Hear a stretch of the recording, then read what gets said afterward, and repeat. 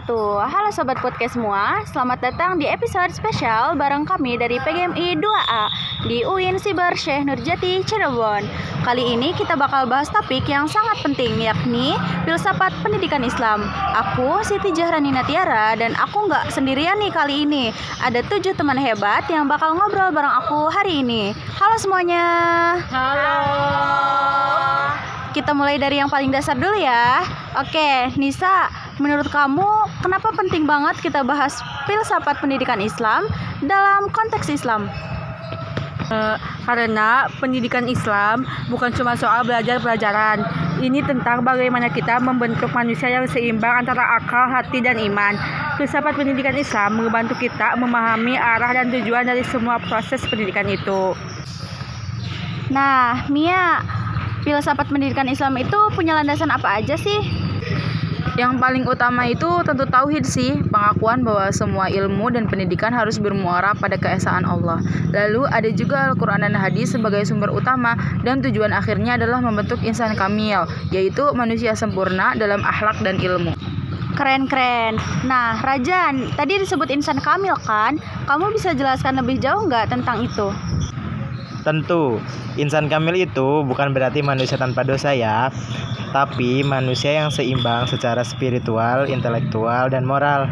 Dalam pendidikan Islam, tujuan ini tercapai lewat integrasi ilmu dan amal, bukan cuma hafal teori, tapi juga dipraktikkan. Oke, terima kasih Rajan. Sekarang kesal saya, kalau dari segi metode pembelajaran, gimana sih Islam memandangnya? Metodenya bersifat holistik.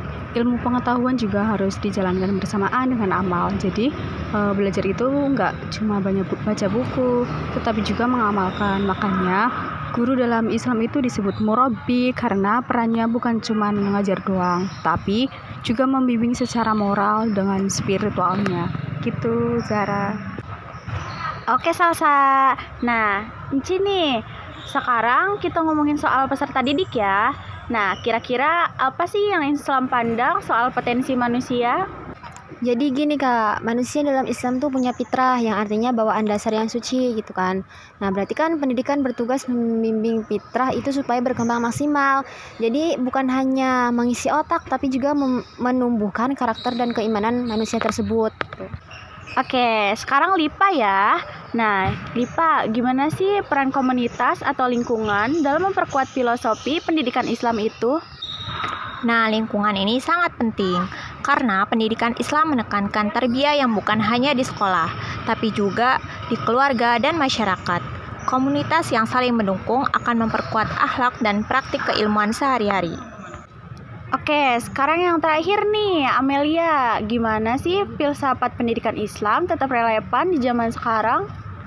Nah, justru makin penting ya menurut saya, karena di tengah arus globalisasi dan teknologi ini, kita tuh butuh banget pendidikan yang menanamkan nilai. Nah, filsafat pendidikan Islam itu kan kayak akan prinsip moral dan juga spiritual yang bisa jadi pondasi dalam menghadapi perubahan zaman. Masya Allah, luar biasa ya. Jadi teman-teman, kita bisa simpulkan bahwa filsafat pendidikan Islam itu bukan hanya teori, tapi pondasi untuk membentuk manusia yang utuh, berilmu, berakhlak, dan bertauhid. Oke, terima kasih buat Nisa, Mia, Rajan, Salsa, Enci, Lipa, dan Amelia untuk obrolan inspiratifnya hari ini. Sama-sama.